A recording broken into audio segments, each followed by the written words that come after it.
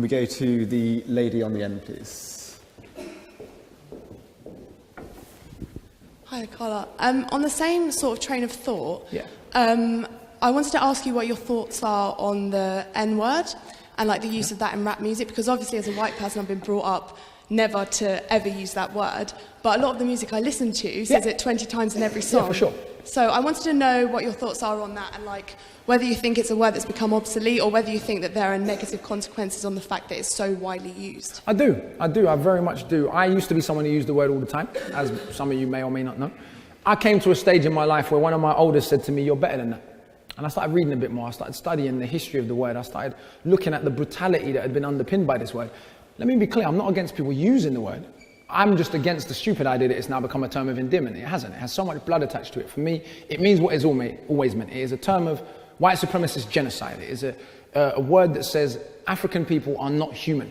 It was a way of reducing people to subhuman status, which led to, as I've said to you, people being put in zoos or public lynchings in America, where someone could literally be barbecued in public and people thought it was perfectly acceptable to bring their child, give their child the day off school to come and watch a person be barbecued in public. Rail systems would operate special lynching day rail cards.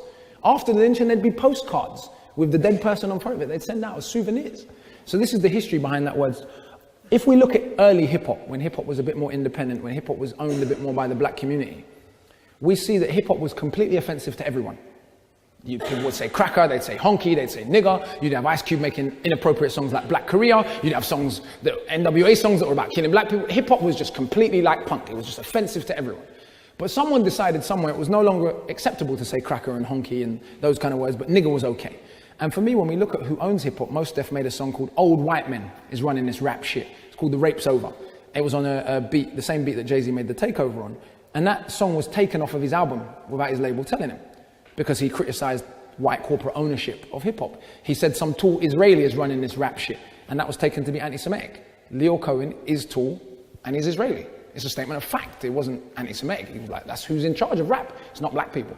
And so I think that the use of that word has become, to me, very gimmicky, has become a dangerous way of glossing over the reality of what it was to be black in America. And certainly for me, as someone whose mother's white, I don't understand the motivation for white people to want to use the word. When people are like, oh, but why can't I use it? I'm white. I'm like, first of all, why do you feel oppressed by that? I'm confused. And knowing the history, why do you want to call your black friend nigger? Let's just deal with that for a minute. Because my mum's white, and she's never had the desire to say, look at my little nigger son. So I'm confused why people want to use the word. Now, black people can figure out for ourselves whether or not we think it's intelligent to continue using the word. But why are young white kids like, I just want to call, I just want to? This comes back to your question a little bit. This perverse sort of, ooh, blackness is just a bit dangerous and it's a bit sexy and it's a bit violent. Ooh, can I say nigger, can't I? It's a little bit of that, yeah? But I don't think a song called Honkies in Harlem would get on Radio 1. But Niggers in Paris will. We've got time for one more question.